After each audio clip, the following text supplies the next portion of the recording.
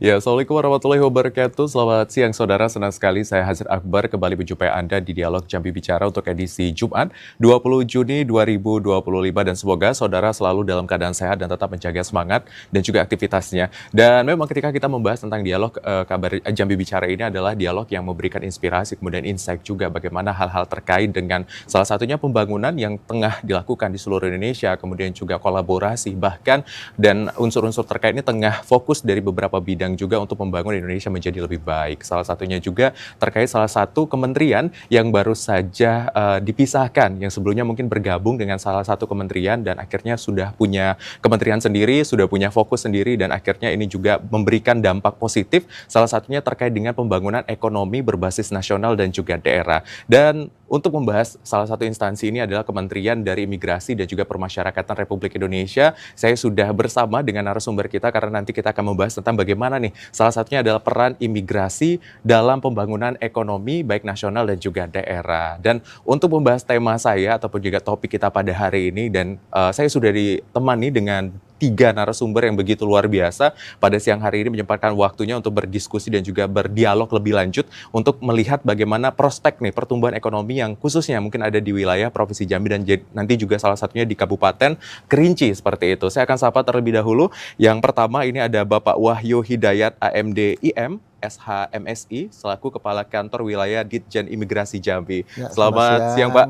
Selamat siang Pak. Sehat Bapak? Alhamdulillah sehat. Wah, Saling mendoakan kita ya. Iya baik Pak, terima kasih banyak Baik, sudah hadir sama-sama. hari ini ya Pak ya. Iya, Nanti kita sama-sama. akan melihat bagaimana sebenarnya peran imigrasi nih, terkhusus sekarang sudah punya kementerian sendiri Betul, seperti itu ya Pak betul, ya. betul. Dan apa saja nanti langkah-langkah strategis mungkin untuk beberapa tahun ke depan seperti Betul, itu ya Pak. ya. Selamat siang ya Pak. Selamat Dan siang.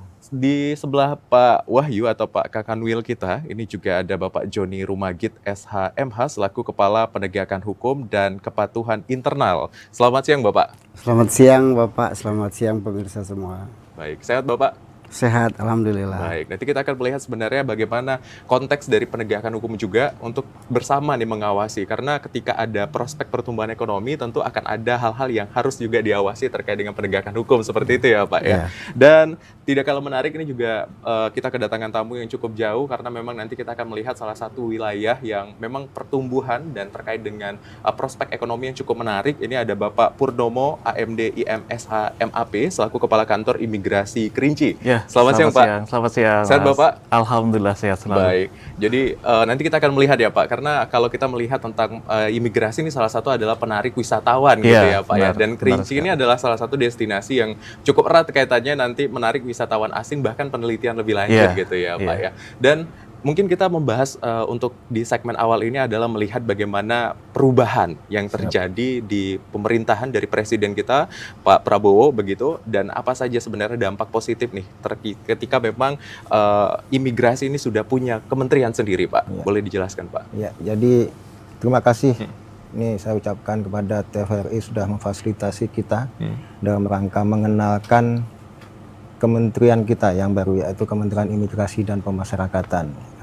Di mana kita ketahui bersama bahwa imigrasi sebelumnya berada di bawah Kementerian Hukum dan HAM pada saat itu. Kemudian di Kabinet Merah Putih ini dibentuklah Kementerian Imigrasi dan Pemasyarakatan, ya kan, di bawah Kemenko Hukum, HAM dan Imigrasi Pemasyarakatan.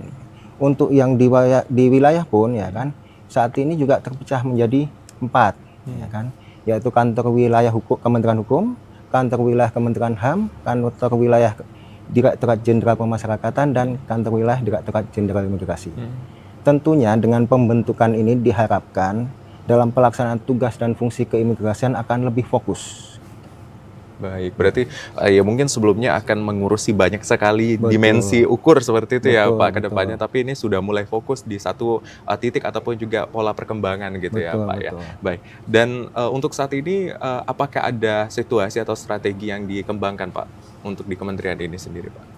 Jadi terkait dengan hal tersebut tentunya sesuai dengan fungsi imigrasi sendiri ya kan. Kalau kita bicara imigrasi berarti kita berbicara terkait dengan Undang-Undang Nomor 6 Tahun 2011 tentang keimigrasian, di mana di pasal 1 secara definisi keimigrasian adalah hal ihwal, lalu lintas orang yang masuk atau keluar wilayah Indonesia serta pengawasannya dalam rangka menjaga kedaulatan negara. Apabila kita berbicara dari definisi tersebut, maka ada 4 fungsi keimigrasian, yaitu fungsi pelayanan, fungsi penegakan hukum, fungsi keamanan, dan fungsi fasilitator pembangunan ekonomi masyarakat. Baik. Berarti ada beberapa fungsi seperti itu yang memang akan menjadi fokus ya Pak ya. Betul. Nah ini menarik Pak, kita tahan dulu ya Pak Kakanwil ya. Ini kita melihat tadi ada hal ikhwal gitu ya Pak ya, di garis bawah adalah salah satunya terkait dengan penegakan hukum dan pengawasan. Nah seperti apa nih Pak Joni selaku kepala bagian yang mengurusi divisi bagian penegakan hukum dan juga internal ini, seperti apa Pak melihatnya Pak untuk kementerian baru ini? Terima kasih buat TVRI sudah mengundang kami juga untuk menjelaskan terkait TUSIH. Dalam ini terkait keimigrasian.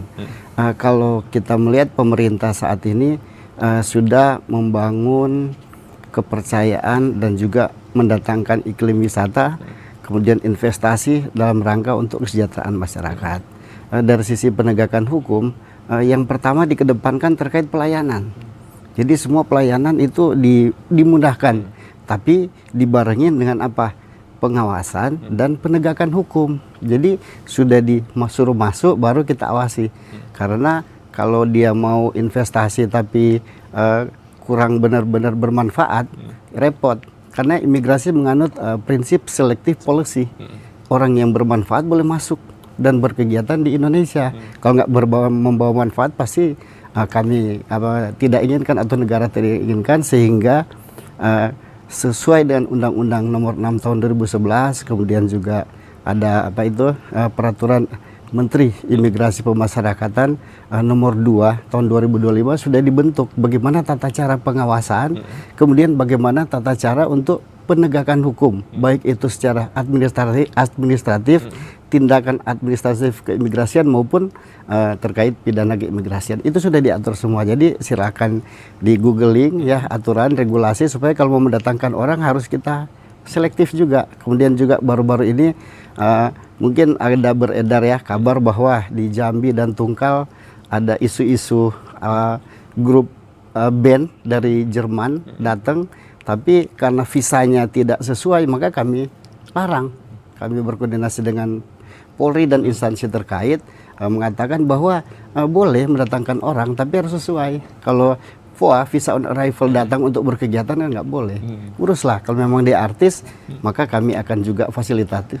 Karena poin keempat yang sudah disampaikan Pak Kakanwil, imigrasi merupakan fasilitator pembangunan ekonomi untuk kesejahteraan masyarakat, salah satu. Tapi dibarengi dengan pelayanan, kemudian juga untuk penegakan hukum dan menjaga keamanan negara. Itu kira-kira bisa itu yang paling penting ya Bapak ya. Jadi maksudnya walaupun memang terbuka seperti itu, tapi tetap harus ada aturan yang diikuti gitu ya. Itu salah satu contohnya tadi bagaimana pertumbuhan ekonomi dan juga fasilitator pengembangan masyarakat ini juga harus ditanggungjawabkan gitu ya Pak ya, dipertanggungjawabkan oleh masyarakat.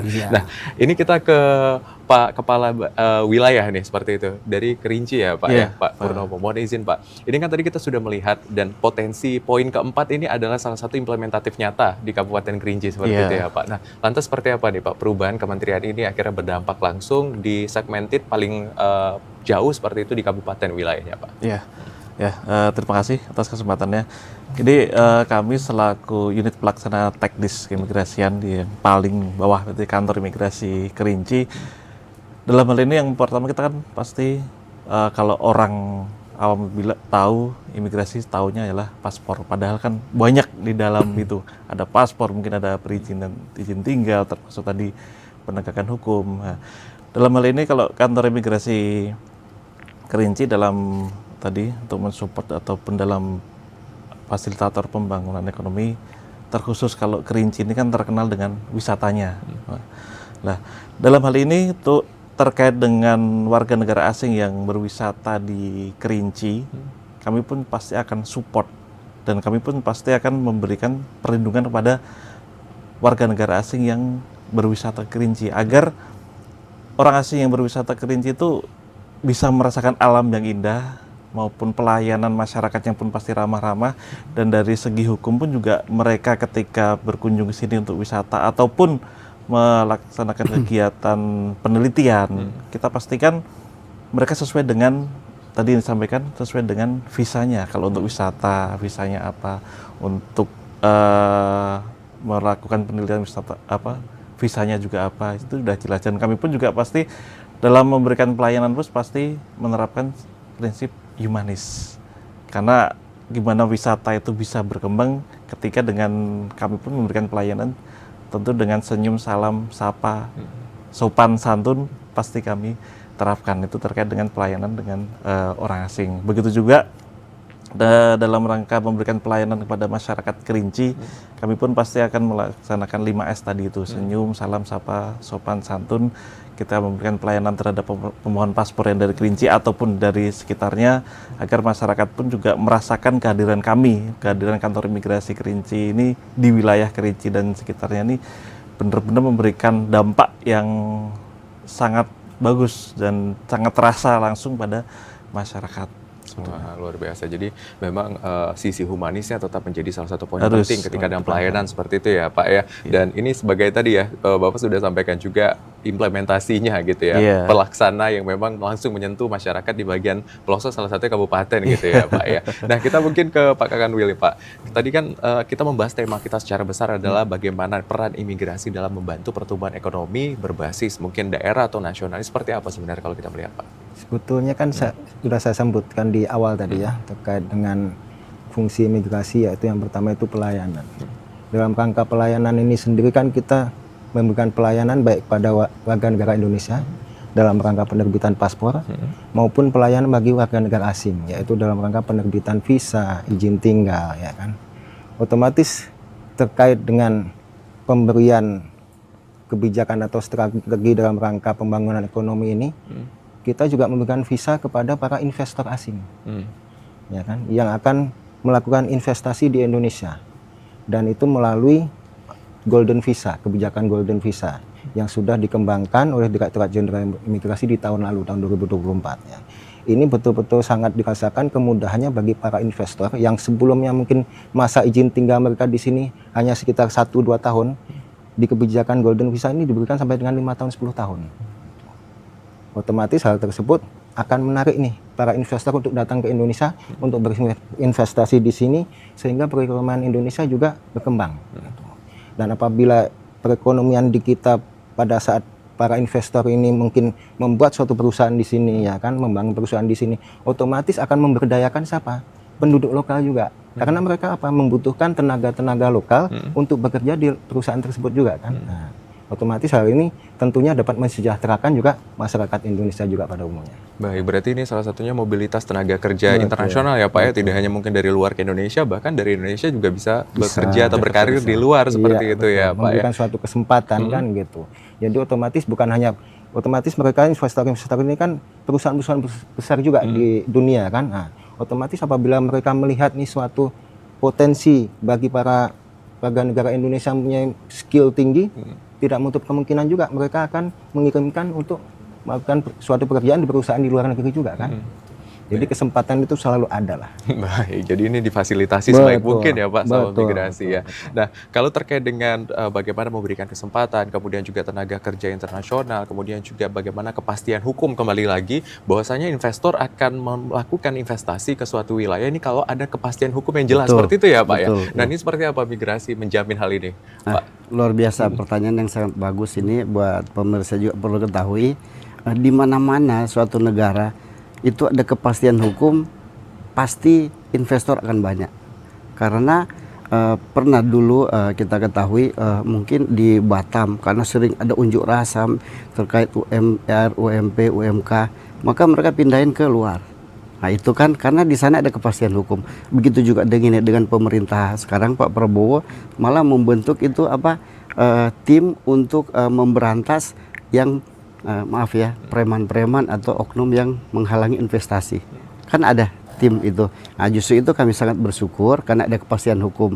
Kemudian kedua, orang yang mau investasi tenang karena ada kepastian hukum, sehingga dia bisa menanamkan modalnya sebanyak mungkin.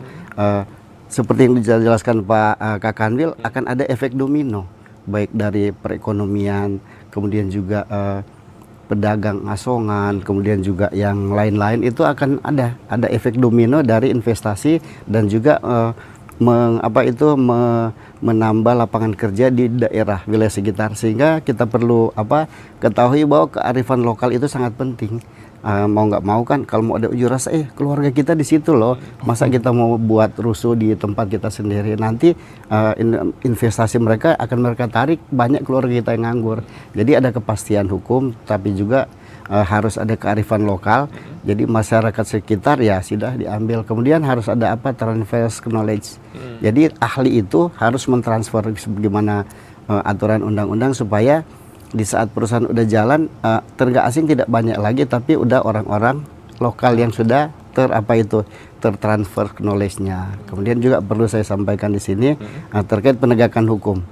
Bersyukur kepada Kepala Kantor Imigrasi Kerinci beserta jajaran, karena telah nyata menegakkan hukum. Contoh, ada salah satu warga negara Cina, perempuan, dia dagang di pasar, diamankan. Sekarang sudah dalam proses penyidikan, dan sudah itu dititipkan di rutan ya Pak di rutan Kerinci, dan tinggal menunggu proses dari Kejaksaan Negeri Kerinci bagaimana prosesnya. Tapi kami dari Kanwil, Bapak Kakanwil selalu memberikan pendampingan dalam rangka penyidikan kepada penyidik-penyidik PNS di Kerinci, supaya bisa melakukan semua kegiatan secara acara di KUHP. Jangan sampai ada yang dilanggar haknya dia juga. Baik. Kemudian juga harus menghindar pra-peradilan. Jadi kalau bisa harus benar-benar selektif. Baik. Dalam melakukan tugas sebagaimana yang diamanatkan undang-undang kepada PPNS di Kerinci. Baik. Mungkin itu Pak. Jadi ada langkah yang sudah dilakukan sejauh ini, dan prosesnya memang masih berlangsung seperti itu. Nah, penyidikan. Tadi kita menyoroti ya Pak Kepala di Kantor Imigrasi Kerinci, bahwasanya tadi ada 3 poin ketika memang ingin melakukan investasi tadi, dan salah satunya bagaimana ada transfer knowledge, kemudian juga ada kearifan lokal yang diserap di sana, kemudian memang basisnya adalah kepastian hukum. Nah, kalau kita membahas tentang Kabupaten Kerinci, ini adalah wilayah yang sudah melakukan seperti itu. Nah, bagaimana sejauh ini Pak? Apakah ada temuan atau hal-hal yang perlu kita diskusikan hari ini Pak? Ya. Terima kasih. Untuk kami di wilayah kerja Kantor Imigrasi Kerinci, alhamdulillah sampai saat ini sekiranya ada perusahaan-perusahaan yang memang menggunakan tenaga kerja asing, alhamdulillah kondusif. Hal itu salah satunya berkat dari kolaborasi kami juga. Jadi tidak serta-merta si perusahaan ataupun pengguna tenaga kerja asing itu selalu ke kami, akan tetapi justru kami pun juga selalu memberikan monitoring ataupun memberikan edukasi. Jangan sampai ketika si perusahaan A katakanlah menggunakan tenaga kerja asing, mungkin belum begitu paham terkait dengan penggunaan seperti apa tata cara menggunakan tenaga kerja asing, peruntukannya dan sebagainya. Akhirnya kami pun selalu memonitor, mengedukasi. Kita harus melihat perizinan dia seperti apa, masa berlakunya. Jangan sampai ketika pengguna tenaga kerja asing itu sudah keluar izinnya, akan tapi mungkin kurang aware ataupun kurang teliti terhadap tujuannya dan penggunaan kegiatannya ataupun dengan masa berlakunya, sehingga terjadi pelanggaran. Hal itu yang sangat-sangat tidak kami inginkan. Mereka berinvestasi otomatis kan sudah harus paham dengan ketentuan-ketentuan yang ada, dan tenaga kerja asing pun juga akan membutuhkan rasa kenyamanan ketika dia bekerja ataupun melakukan aktivitas di perusahaan tersebut. Tentu kami pun hadir langsung ke situ. Kami selalu melakukan monitoring terhadap tenaga kerja asing yang di sebuah perusahaan. Jangan sampai terjadi hal-hal yang tidak kita inginkan, karena itu pun pasti akan berpengaruh terhadap iklim investasi dari luar yang akan masuk ini. Oh, ternyata di Kerinci kerjasama dari perusahaan baik swasta maupun dengan stakeholder terkait terjalin dengan bagus, sehingga sangat-sangat meminimalisir terhadap pelanggaran yang ada dalam suatu perusahaan. Dan itu pasti akan mendorong iklim investasi di wilayah Kerinci pada khususnya. Baik, jadi memang meningkatkan lagi pemahaman ya Pak, ya, saling tahu gitu, transfer knowledge-nya terkait dengan aturan, bahwa Indonesia kita punya aturan seperti ini, dan tenaga asing atau investor harus memahami, dan begitu juga sebaliknya, seperti itu ya Pak. Nah, ini menarik nih, tapi kita akan tahan dulu ya Pak, bagaimana sebenarnya hal-hal yang sudah dilakukan dan signifikannya seperti apa nih untuk melihat investor di Jambi, apakah cukup meningkat sejauh ini atau bagaimana. Tapi kita akan tahan ya Pak Kakanwil dan juga Bapak-Bapak sekalian, nanti kita akan bahas lagi setelah jeda. Saudara masih penasaran bagaimana nih pola dan juga kontribusi seperti itu yang dilakukan oleh imigrasi untuk membangun pertumbuhan ekonomi di daerah khususnya. Usai jeda kami masih akan kembali tetap di Dialog Jambi Bicara.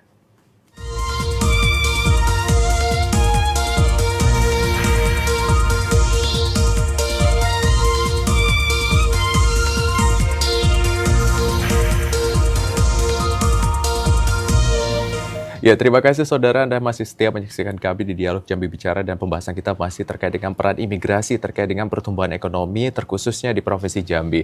Dan tadi kita sudah mendengar bagaimana memang poin-poin yang disampaikan, kemudian juga terkait dengan kepastian hukum salah satunya ini menjadi poin penting ketika seseorang ingin melakukan investasi, baik dari asing ataupun juga lokal. Karena ketika dijamin kenyamanan dan keamanan, ini akan membentuk sebuah pola dan akhirnya pertumbuhan ekonomi kita juga akan semakin baik seperti itu ya Pak. Nah, tadi kan sebelum jeda saya sempat menyinggung terkait dengan bagaimana ketertarikan investor secara keseluruhan seperti itu dari tahun ke tahun kalau kita melihat catatan imigrasi seperti apa Pak? Sebetulnya kalaupun ketertarikan investor asing ini terhadap wilayah di Jambi ini sungguh sangat luar biasa sekali karena potensi-potensi yang ada di Jambi ini juga sungguh sebetulnya sangat luar biasa sekali. Baik itu terkait dengan sawit, kelapa sawit ataupun terkait dengan pinang segala macam. Ini tentunya dari catatan kami sendiri ya kan, ini mengalami jumlah kenaikan yang cukup sangat signifikan yang sebelumnya di tahun lalu itu bahwa warga negara asing yang ada di Jambi ini hanya sekitar 200 lebih ya kan. Saat ini tercatat ada 409 sampai hingga saat ini dari awal tahun hingga saat ini tercatat di data kami ada 409 warga negara asing yang saat ini melakukan kegiatan dan berada di wilayah Jambi ini, ya kan, baik itu pemegang izin tinggal terbatas, izin tinggal tetap maupun pemegang izin tinggal kunjungan, dan mereka ini tersebar di beberapa perkebunan, itu di beberapa perkebunan untuk melakukan kegiatan baik itu dalam rangka investasi, ya kan, maupun bekerja di sektor-sektor pertambangan juga ada, karena kan di sini ada batu bara, ya, ada gas bumi juga yang di wilayah Kuala Tungkal, Tanjung Jabung Barat maupun Tanjung Jabung Timur. Ini tentunya bagi imigrasi sendiri suatu potensi yang luar biasa di wilayah Jambi ini harus kita manfaatkan sebaik-baik mungkin, ya kan, agar bisa meningkatkan lagi perekonomian khususnya bagi masyarakat di wilayah Jambi. Jangan sampai potensi yang ada di Jambi ini tidak kita manfaatkan untuk pembangunan ekonomi di Jambi. Baik, berarti harus ada aturan juga sebenarnya ya Pak ya. Mungkin kita akan tanya Pak Jody nih, Pak mohon izin. Tadi kan ketika Pak Kakanwil menyatakan bahwasanya kita punya potensi alam yang begitu luar biasa yang sampai saat ini pun sudah mulai diolah salah satunya juga oleh investor-investor asing seperti itu. Apakah ada aturan dan kebijakan yang dikeluarkan seperti itu agar memang ada presentasi jelas antara tenaga yang harusnya dari lokal, kemudian seperti apa dan lain. Bagaimana tuh Pak? Oke. Kalau kita melihat aturan Indonesia, pertama kan orang asing itu disebut ahli, kategorinya apa sih, skillnya apa, sehingga dia bisa masuk di sini. Karena dari pembayaran ke mereka juga kan lain dari UMP, UMK dan UMR. Nah, kalau memang ada dia itu ada perbandingan seperti di aturan tenaga kerja, 1 TKA banding berapa supaya kan bisa transfer knowledge itu untuk meminimalisir. Kedua, kalau untuk yang di sini kan kita udah kategorikan mungkin seperti disampaikan Pak Kakanwil di Kuala Tungkal ada yang di Petro China, dia kan itu gas itu untuk diekspor, itu kan sudah ada dari Petro China beserta subkon-subkonnya. Mereka misalkan ada offshore, nah di situ kan ada beberapa juga orang asing dari India, Bangladesh dan lain-lain. Kemudian kalau kita mau lihat juga ada yang dari Kerinci di PLTA itu ada orang asing tadinya 7, tapi setelah mungkin udah mau diserahkan ke pemerintah itu sudah berkurang karena di saat pembangunan aja kan banyak orang asing, tapi di saat sudah running sudah jalan paling tinggal pengawas mungkin atau yang manajer engine-nya atau gimana turbin itu sudah berkurang, otomatis yang lain lokal semua. Jadi sudah ada aturan furnace closure sehingga berjalan sudah running itu sudah orang lokal. Baru kita melihat juga yang di tempat-tempat lain, dan perlu kita ketahui bahwa di sini untuk investasi itu ada namanya PMA ya. Jadi industri atau itu penanaman modal asing, dan ada juga PMDN dalam negeri. Contoh misalnya Jambi Waras. Nah, kalau kita melihat itu PMDN kan. Nah, kalau kita melihat di Sokoktong gitu, itu PMA, penanaman modal asing. Jadi kita bisa lihat bagaimana investasi itu jalan terus. Dari sawit juga kan ada banyak, dari batu bara seperti dijelaskan Pak Kakanwil. Jadi bagaimana kita tinggal memastikan mereka bekerja atau berkegiatan sesuai dengan izin yang diberikan. Kalau memang ada buyer, ya buyer, jangan sampai melakukan kegiatan di luar itu. Namanya setiap produksi kan pasti ada pembeli. Nah, kalau dia mau beli dia tidak cek kan nanti mau belinya gimana kualitasnya. Mungkin itu diantaranya yang kita lakukan, dan juga di situ kami tidak bekerja sendiri. Ya, untuk mengawasi mereka, mohon izin Pak Kakanwil, seperti disampaikan beliau, kita itu dari tingkat pusat sudah ada tim pengawasan orang asing.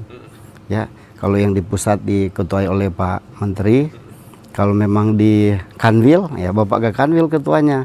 Di situ terdiri, kalau di kabupaten kota ya Pak ini ketua untuk tim pengawasan orang asing. Di sana kita bersinergi, berkolaborasi dengan tujuan untuk mengamankan wilayah kita dari instansi kepolisian, dari instansi TNI, dari Naker, dari pariwisata, dari Satpol PP, penegakan perda, dan semuanya, bea cukai, semuanya. Jadi kalau memang kami turun ke lapangan menemukan orang asing itu melanggar peraturan terkait bea cukai, ya udah, kan maka PPNS akan diarahkan oleh kami, mendukung penuh.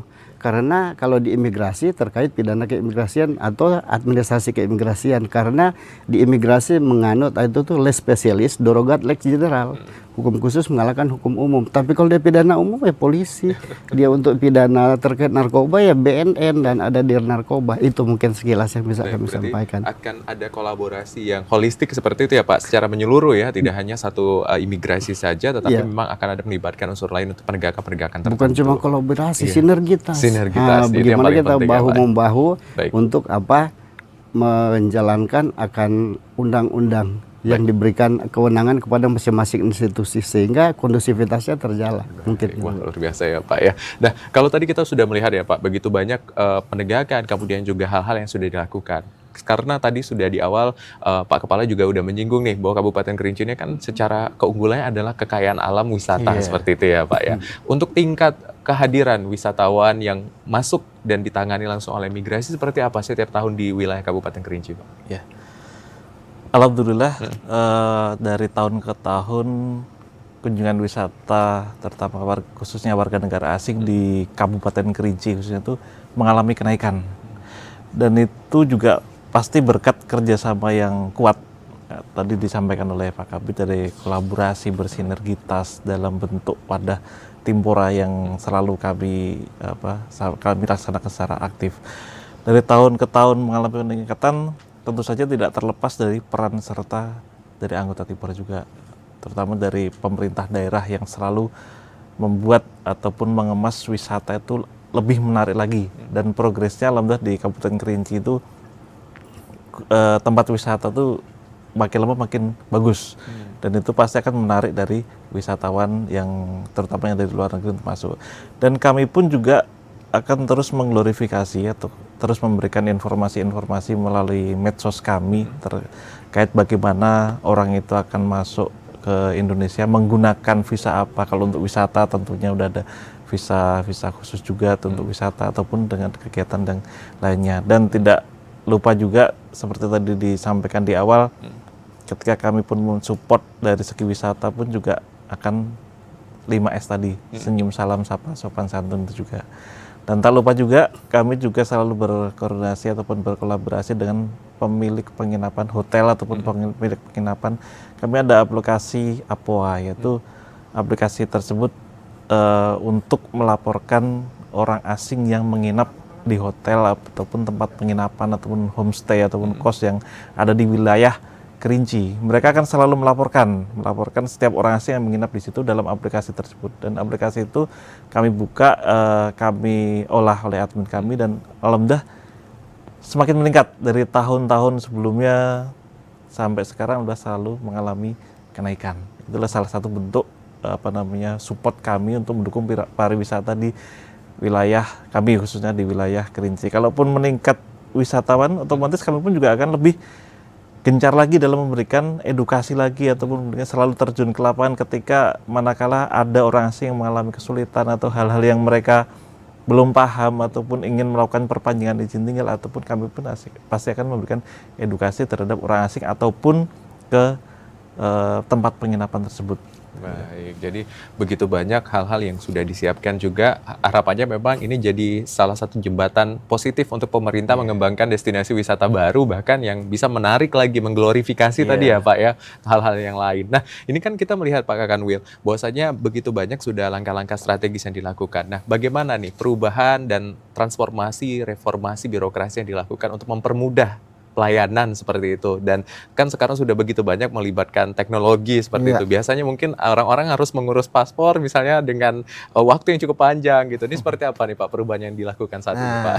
Ini terkait kembali lagi nih berarti kan ke fungsi pertama pelayanan. Nah ya kan.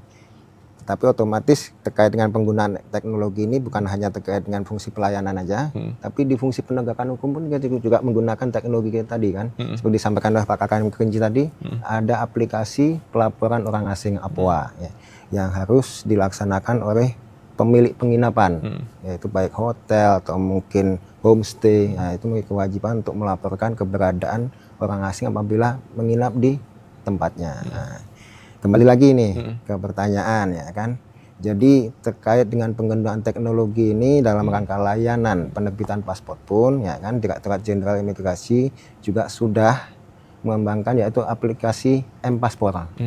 Jadi setiap permohonan ya kan, penerbitan permohonan paspor itu dapat diajukan melalui aplikasi M-Paspor tersebut ya kan. Nah, dan hingga saat ini puji syukur alhamdulillah di wilayah Jambi mulai bulan Januari sampai saat ini, jadi dari 4 kantor imigrasi yang ada di wilayah Jambi ini, yaitu kantor imigrasi Jambi, kantor imigrasi Kuala Tungkal, kantor imigrasi Kerinci, dan kantor imigrasi Bungo, itu sudah diterbitkan sebanyak 16.637 paspor hingga saat ini. Nah, tentunya dari hal tersebut kita melihat nih, daripada durasi di tahun lalu ya kan, ini mengalami peningkatan hampir sekitar 30% di waktu yang sama, di durasi antara Januari hingga bulan Juni ini. Baik. Begitu juga dengan pelayanan izin tinggal. Baik. Nah, layanan izin tinggal ini kita juga mempunyai aplikasi Molina.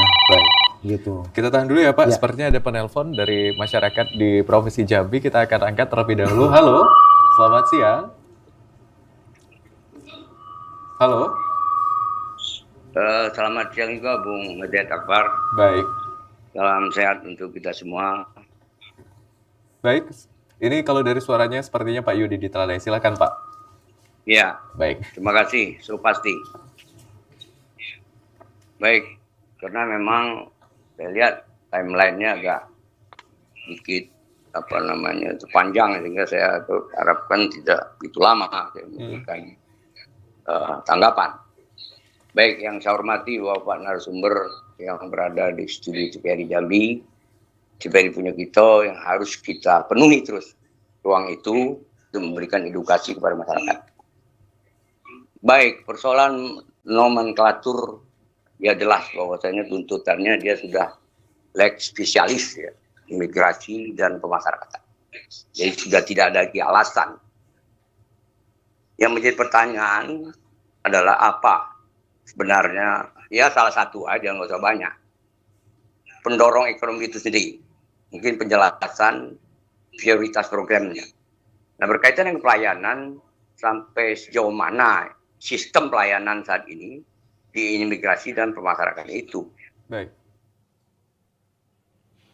Baik. Sepertinya terputus penelpon kita pada siang hari ini, dan tadi kita sudah menangkap sedikit ya, sepertinya pertanyaan dari Pak Yudi ini tidak jauh dari pelayanan yang tadi sudah disampaikan oleh Pak Kakanwil seperti itu ya, dan peningkatan. Mungkin boleh dilanjutkan Pak sebagai informasi tambahan supaya masyarakat tahu nih bahwasanya pertumbuhan ekonomi ini akan sangat dibantu sekali kalau pelayanannya akan lebih singkat seperti itu ya Pak. Boleh Pak? Betul. Jadi untuk layanan penerbitan paspor sendiri saat ini sudah diakomodir yaitu melalui aplikasi M-Paspor. Jadi setiap pemohon atau masyarakat yang akan mengajukan layanan penerbitan paspor ini bisa melalui aplikasi M-Paspor, dan untuk jangka waktunya sendiri ya kan, ini paspor akan jadi 4 hari setelah yang bersangkutan melakukan foto dan pengambilan biometrik sidik jari gitu.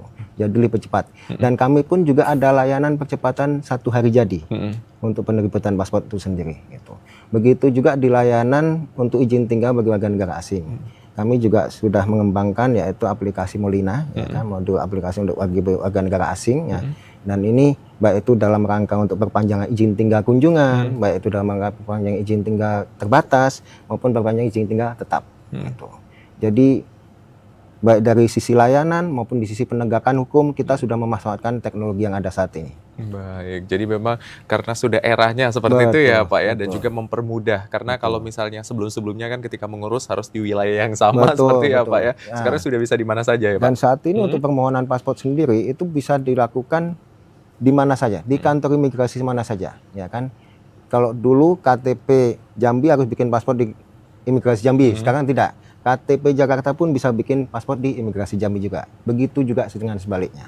Baik. Jadi sisi fleksibilitas lebih ada saat ini. Baik, jadi memang akhirnya mempermudah ya Pak ya. Kalau sudah prosedurnya mudah, maka ini akan berdampak positif tadi ya Pak, pertumbuhan ekonomi kita. Jadi investor mau masuk dan apapun itu sudah lebih ringkas seperti itu ya Pak ya. Nah mungkin kita ke Pak Joni juga nih, Pak mohon izin. Ketika kita melihat situasi dan kondisi seperti itu, bahwasanya memang ada perlibatan dari teknologi pelaporan, aplikasi dan lain-lain. Nah seperti apa penegakan hukum yang dilakukan dengan pemanfaatan aplikasi-aplikasi berbasis website ini Pak? Oke, terima kasih. Jadi untuk aplikasi kita sudah namanya kan APOA, ya, aplikasi pelaporan orang asing. Itu bukan cuma di hotel, bukan cuma di tempat penginapan, bukan cuma di kos-kosan homestay, tapi di mes perusahaan. Dan ini karena amanat undang-undang ada konsekuensinya. Jadi apabila dia tidak melaporkan, terus petugas menemukan, itu ada sanksi, bisa 3 bulan kurungan ataupun 25 juta denda PNBP. Jadi itu undang-undang loh, bukan katanya tapi faktanya. Undang-undang mengatakan begitu. Kemudian juga untuk yang pemohon paspor kan sudah diberi kemudahan M-Paspor. Kemudian juga ada konsekuensi layanan. Apabila 4 hari belum selesai, maka petugas kantor imigrasi tersebut memberikan kompensasi. Entah dia yang layan ke rumah, antar ke rumah atau gimana, harus ada konsekuensi. Karena di situ harus ada kepastian. Pertama, kepastian persyaratan. Jadi mulai dari KTP, KK, akte lahir, buku nikah, ijazah. Kemudian kepastian ini biaya. Biayanya berapa? Kalau dia ini paspor elektronik berapa, yang 5 tahun berapa, yang 10 tahun berapa. Kemudian ada kepastian waktu, seperti di Bapak bilang, waktu. Kan semua harus pasti. Kalau 4 hari dia sudah bayar PNBP, dia sudah sidik jari, dia udah foto, belum selesai ada kompensasi dong. Nah, kemudian kita juga mesti himbau masyarakat, silakan ajukan permohonan sesuai dengan persyaratan formil dan material. Dan juga ada konsekuensinya. Memberikan data yang tidak benar untuk mendapatkan paspor ada sanksi hukumnya, bisa 5 tahun penjara dan juga denda 500 juta. Jadi kami harus memberikan edukasi, karena di paspor itu kan memuat semua data, kemudian di dalamnya ada perlindungan dia sebagai WNI, paspor digunakan antar negara untuk melintas, baik untuk ya wisata mau ini. Kemudian kalau dia memberikan keterangan harus benar. Jangan bilang mau makan angin, mau jalan-jalan, ternyata mau kerja. Nantinya korban di mana? Di Kamboja lah, korban di mana lah. Jadi kita harus selektif. Jadi apa yang dia sampaikan itu kami catat. Dan kami akan masukkan dalam pusat data keimigrasian, kerekam. Bahwa data ini bersifat rahasia sesuai pasal 68. Bahwa data keimigrasian setelah diolah bersifat rahasia. Kalau untuk dibuktikan dalam penyidikan atau lain-lain kami akan kasih. Itu menjadi bukti ITE secara elektronik. Jadi berikanlah data yang benar, gunakanlah paspor itu yang seharusnya dan semestinya sesuai tujuan. Kalau memang mau jalan-jalan, jalan-jalan petugas, seperti itu ya, Pak. Takutnya jadi korban, namanya PMI non prosedural. Itu jadi kita mesti ini sampaikan ke masyarakat. Gitu, berarti masyarakat juga harus mulai mencari informasi dengan lebih lanjut seperti itu ya Pak. Jangan sampai nanti akhirnya jadi TPPO ya Pak ya. Akhirnya pergi kemana-mana, tidak taunya kembali ke Indonesia, ternyata jadinya tenaga kerja yang tidak terdata. Gitu. Dan juga untuk TVRI, kalau ini kantor imigrasi datang loh, namanya isi paspor. Kumpulin aja berapa orang. Bapak diam aja di kantor, kami yang datang. Itu sebagai bentuk jemput bola. Jadi kami akan ada isi paspor dan setiap ada kegiatan besar, Baik. contoh hari ulang tahun kementerian, hari ulang tahun imigrasi, kami membuat paspor simpati. Kami bersimpati ke masyarakat dan membuat kegiatan di hari libur. Baik. Bapak-bapak sibuk Senin sampai Jumat, silakan kerja. Sabtu Minggu monggo silakan buat paspor. Kami akan layani dengan 5S. 5S gitu Jadi kira-kira. sudah diberikan kemudahan sejauh Iya, itu ya Pak untuk iya. bisa membuat salah satunya tadi layanan paspor Iya. dan lain-lain gitu. Nah, kita ke Pak Kepala Kabupaten Kerinci nih Pak. Ketika kita melihat tadi disampaikan oleh Pak Kanwil di Provinsi Jambi ada 4 ya Pak ya. Iya. Di Kota Jambi, kemudian Bungo, Kuala benar ya Pak ya? Iya, Kuala Kemudian Tungkal. Tungkal dan juga salah satunya di Kerinci. Iya. Nah, Kerinci ini wilayah kerjanya di mana aja Pak dan bagaimana antusiasme masyarakat untuk menggunakan layanan di Kabupaten Kerinci Pak? Ya. Untuk kami kantor imigrasi Kerinci itu memiliki 3 wilayah kerja. Satu Kabupaten Kerinci, kemudian Kota Sungai Penuh, dan yang terakhir Kabupaten Merangin. Dan alhamdulillah sampai saat ini karena mengingat 2 kabupaten satu kabupaten dan satu kota ini memang wilayahnya sangat dekat, sehingga antusiasme mereka pasti udah jelas lah. Kami sudah memberikan pelayanan yang terbaik untuk masyarakat sekitar, dan mereka ataupun masyarakat sekitar pun merasa benar-benar dengan kehadiran kami di situ tuh bisa terlayani dengan maksimal. Kemudian yang sangat menarik kita bicarakan adalah yang di Kabupaten Merangin. Alhamdulillah sampai saat ini bentuk kedekatan kami selaku instansi vertikal ini dalam upaya mendekatkan diri ke masyarakat, kami selalu atau bahkan sering dalam tiap bulan atau bahkan mungkin 2 bulan sekali itu kami seperti tadi disampaikan melakukan isi paspor. Jadi kami yang datang ke Merangin untuk memberikan pelayanan paspor kepada masyarakat Merangin, karena mengingat jarak dari Kerinci sampai Merangin bisa Cukup jauh seperti cukup itu. jauh, dan medannya alhamdulillah sangat seru dan sangat indah.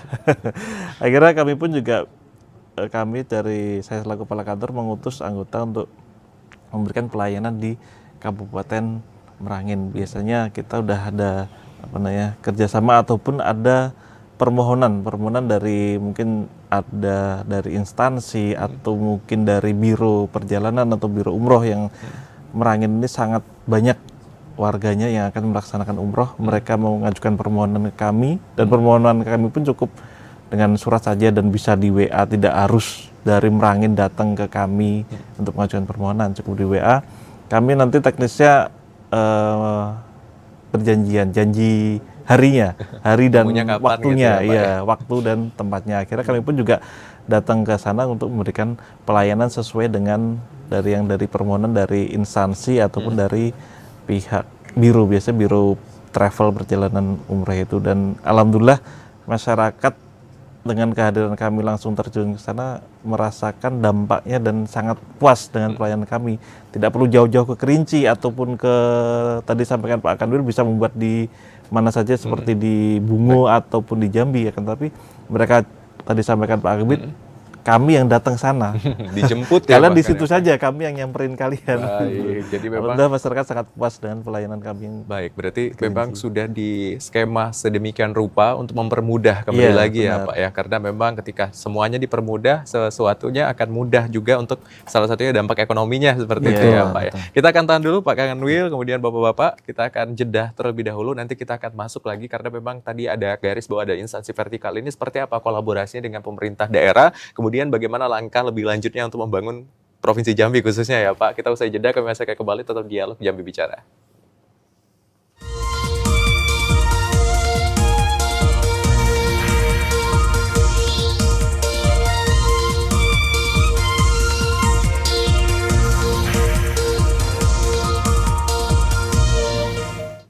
Ya, terima kasih saudara Anda masih setia menyaksikan kami di Jambi Bicara, dan kita melihat memang tadi pembicaraan kita terkait dengan bagaimana pola pembangunan dan juga impact yang ditimbulkan dari perubahan dari imigrasi ini sendiri yang jadi kementerian dan juga akhirnya membangun pertumbuhan ekonomi yang positif di Provinsi Jambi. Dan ini tidak terasa kita ternyata sudah berada di segmen terakhir seperti itu ya Pak ya. Nantinya kita akan melihat bagaimana nih penyampaian atau juga poin-poin yang disampaikan kepada masyarakat, dan kita sangat menunggu nih kehadiran kembali seperti itu ya Pak.